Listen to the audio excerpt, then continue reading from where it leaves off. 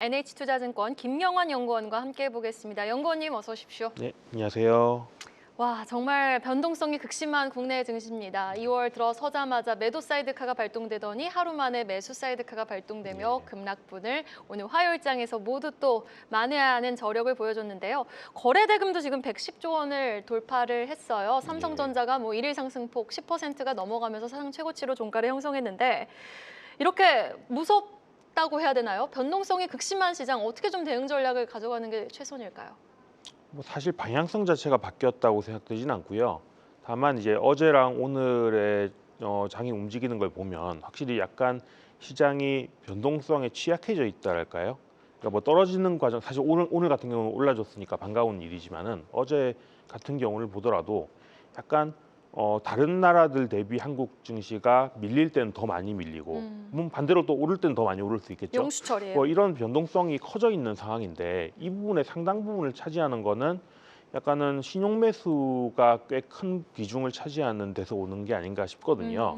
저는 그런 점에서는 방향 자체가 우상향이란 거는 지금 뭐 너무 많이 비싸졌느냐 그렇게 생각하진 않고 더 올라갈 수 있다고 생각을 하는데 다만 이럴 때일수록 많은 경우에 이제 레버리지를 투자를 하고 싶어지는 욕구들이 강해지는데 네. 그거는 조금 피해야 된다. 왜냐하면 사실 오늘 같은 경우만 있으면 반가운 얘기지만 어제처럼 주가가 떨어질 때는 또 레버리지가 더 그만큼 더 많이 떨어지게 되고 이것 때문에 판단을 그르치는 일들이 생기기 때문에 그러니까 약간은 좀 변동성을 대비해서 비중은 조금 적게 가져가는데 대신에 방향성에 대해서는 여전히 우상향 방향을 코스피, 코스닥 양쪽 다 보는 게 맞는 것 같다 이렇게 보고 있습니다.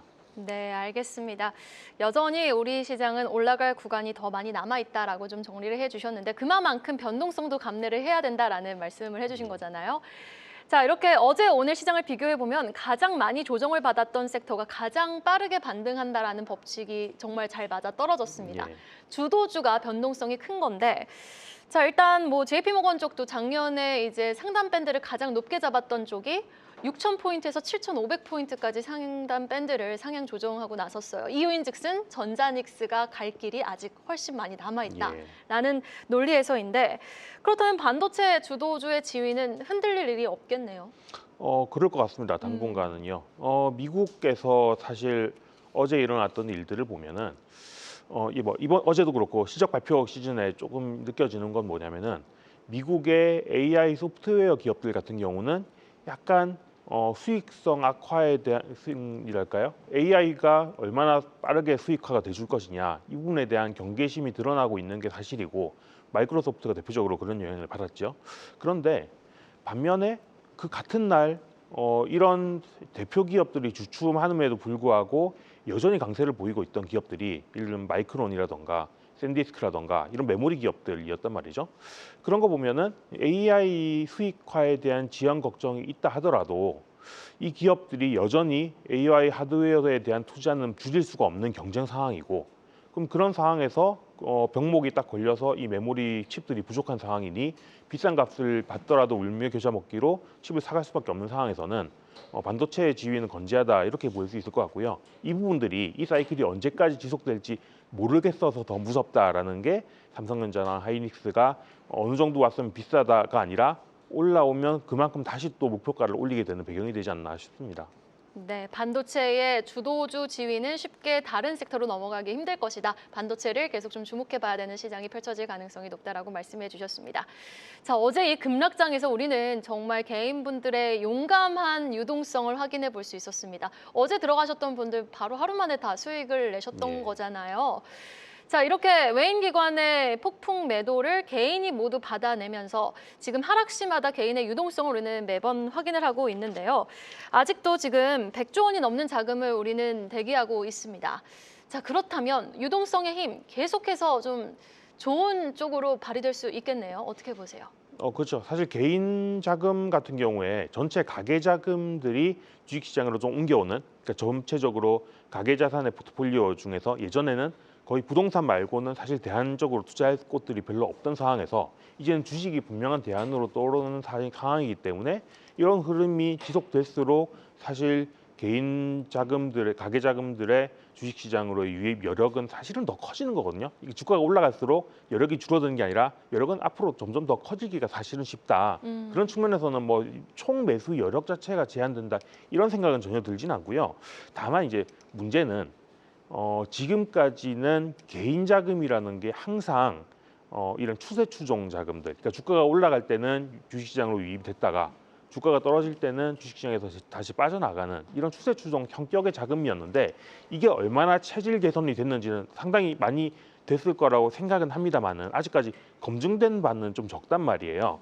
그런 측면에서는 이 개인 자금들이 중에서 여전히 남아 있는 추세 추종 자금들의 비중들이 사실 쏠림도 더 크게 만들고 변동성도 더 크게 만들고 또 극단적으로 말하면은 주가가 피크아웃하는 시점에 그 이후의 조정폭도 더 크게 만드는 거는 분명해요. 네. 그러니까 그런 측면에서 뭐 아직 피크아웃을 논할 때는 아니라고 생각은 되지만 지금 시점에서도 여튼 이 재임 자금의 높은 비중, 특히나 신용을 쓰는 개인 자금의 비중이 변동성을 좀 크게 만들 가능성에 대해서는 앞으로도 어제의 뭐 캐비너시 조정을 떠나서도 앞으로도 언제라도 이런 것들은 반복될 수 있고 그 부분을 대비해야 된다는 생각은 항상 가져야 된다. 이 말씀을 드리고 싶습니다.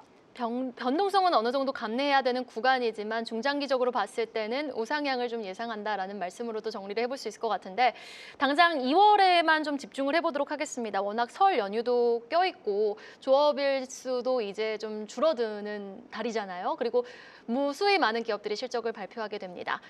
자, 그렇다면 일본의 선거까지 있고 환율 외환 시장에도 좀 영향을 줄 수 있을 만한 이벤트도 있는 가운데 2월 투자 전략은 빠지면 무조건 사자입니까? 아니면 그래도 조금 숫자가 찍히는 기업들을 선별해서 지켜보자입니까? 빠지면 무조건 사자는 맞는데 물론 선별도 필요하겠죠. 네. 선별 몇 가지만 말씀드리면요. 네네. 하나 반도체는 뭐 앞서서 말씀드렸으니까 차치하고 그 외에는 이제 코스피 같은 경우에는 주가가 2배 넘게 올라서 목표치라고 1차적인 목표치라고 할 수 있는 5,000선에 도달을 했잖아요. 반면에 코스닥은 이제 막 목표치가 제시돼서 코스닥 3,000을 향해 가겠다라는 얘기를 하기 시작한 그리고 상대적으로 코스닥이 조금 덜 가 있는 상황인 것도 분명하고요. 그리고 코스닥이 사실은 정책의 기조는 정해졌지만 구체적인 정책 발표가 아직 진행되지 않은 상황인데 당연히 나올 거고 그렇게 생각하면은 코스닥 150에 자금이 들어가면서 주식시장을 밀어올리는 힘이 분명히 좀 완연할 것 같다는 생각이 들어서 저는 코스닥 150 ETF 같은 경우는 좀 볼만하다. 조금 ETF 형태로 담아도 이상하지 않다라는 생각을 가지고 있고요. 마지막으로는 금융주나 통신주 같은 고배당주도 2월 달에는 좀 주목해야 되지 않나라는 생각이 듭니다. 배당 시즌이 12월에서 이제 2월, 3월로 밀렸잖아요. 네. 그러면 뭐 2월 말에서 3월로 배당이 예정된 기업들이 많은데 사실 이 기업들이 지금 많이 각광을 받았냐라고 하면은 연초 이후에는 그렇진 않았어요. 워낙 주가들이 좋았던 기업들이 많았기 때문에 상대적으로 고배당 매력이 부각되는 시점이 또 2월 중에는 오지 않겠느냐. 그래서 자금을 한 세 정도로 나눌 수 있다면 반도체를 한 덩이로 그리고 코스닥 150 ETF를 한 덩이로 그리고 금융주랑 통신주 같은 고배당주를 또 한 그룹으로 묶어서 세 가지 범주로 좀 담으면 더 좋지 않을까라고 생각하고 있습니다. 네, 지금 카테고리를 3개로 나눠서 좀 투자 대응 전략을 꾸려보자라고 말씀해 주셨는데 기존 주도주인 반도체 그리고 이제 지수 상품에 투자할 수 있는 코스닥 150 ETF 여기에다가 이제 배당 성격의 고배당주를 좀 나눠서 투자해 보는 것이 현명한 전략이 아닐까 말씀을 해 주셨습니다. 자, 그런데 좀 구체적으로 전반적인 이제 우상향 추세의 시장을 예상해 주신 것 같은데 오늘 또 JP모건 쪽에서 지금 삼성전자와 SK하이닉스의 이익 전망치 상향 조정을 근거로 코스피 상단 밴드를 7,500까지 높여 잡았잖아요. 예. 그렇다면 지금 반도체라고 이제 크게 말씀해 주셨지만 전자닉스를 들어가는 게 나을까요? 아니면 소부장 쪽에 이제 관련되어 있는 ETF를 뭐 뭉덩이로 묶어서 투자하는 게 더 현명할까요? 저는 전자닉스가 낫다고 생각을 합니다. 이번 컨퍼런스에서 나왔던 얘기들도 삼성전자나 하이닉스가 뭐 캐파 증설 얘기를 했습니다만은 사실 이 증설이라는 게 지금 늘어나고 있는 반도체 수요가 한 디램 기준으로 20%대, 낸드 기준으로 10%대인데 증설 범위가 매출액의 한 30%대 이 정도. 그러니까 늘어나는 수요보다 조금 더 증설을 하겠다 정도까지만 얘기를 하고 있어요. 그러니까 정말 우리가 과거의 슈퍼사이클 당시에 보던 대규모 증설까지는 계획을 안 하고 있습니다. 네. 그 얘기는 반도체 장비에 대한 투자는 상대적으로 좀 고집적 반도체 쪽에만 국한되는 형태일 가능성이 높고 전반적으로는 이 이익의 대부분을 삼성전자, 하이닉스 두 기업이 독점할 가능성이 사실은 많거든요. 그런 측면에서는 꾸준히 이익 전망이 상향되는 삼성전자랑 하이닉스가 비싸 보이지만 비싼 게 아닐 수 있다. 이런 관점 말씀드리고 싶습니다. 네, 이익의 전망치에서 우위를 차지할 삼성전자, SK하이닉스를 지금 주가 급등에 놀라지 말고 조금 더 길게 시계열을 좀 늘려서 지켜본 다음 좀 천천히 접근해 보는 것이 또 현명한 전략이 될 수 있겠다라고 말씀해 주셨습니다. 여기까지 들어보죠. 지금까지 NH투자증권 김영환 연구원과 함께 이야기 나눠봤습니다. 연구원님 오늘 말씀 고맙습니다. 감사합니다. 계속해서 다양한 경제 이슈를 알고 싶다면 구독과 좋아요, 알림 설정 부탁드립니다. AI 캐스터 권미정이었습니다.